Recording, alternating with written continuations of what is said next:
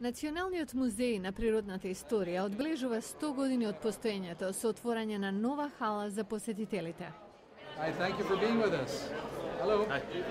Рик Потс е кустос во музејот и вели дека 300 фосили и други изложени артефакти илустрираат мозаик од физички траги и однесувања што се променило со време.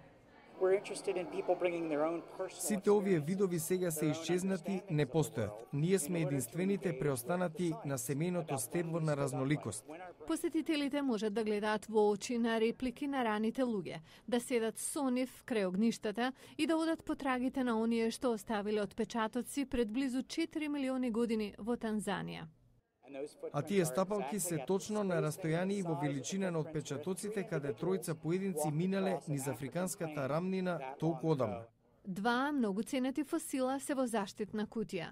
Еден е 28.000 години стар череп на Кро-Магнон, првите современи луѓе во Европа. Другиот е череп на неандерталец, вид на исправен примитивен човек што коегзистирал со Кро-Магнон, додека не исчезнал пред околу 30.000 години. И двата черепа се позајмени од музеи во Париз. Откриени биле во Франција, од прилика во исто време кога Чарлс Дарвин ја објавил неговата позната публикација за потеклото на видовите во 1859-та. Алан Фромент, кој е кустос за антрополошката колекција од Францускиот музеј, вели дека Дарвиновиот труд одиграл круцијална улога. Покрена дебата за потеклото на човекот и изненадување беше да се најде такво модерно човеково суштество во фосилски контекст со изумрени животни.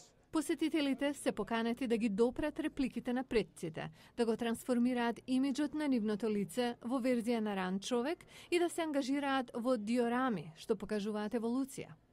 Оваа приказна, стара 6 милиони години, се развива исто така во време на драматично менување на климата и покажува како човекот се прилагодувал на ладно и топло, на влажно и суво време.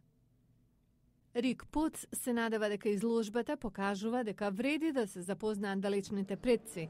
И со нивно запознавање, додава тој, тие може да не научат што значи да се биде човек.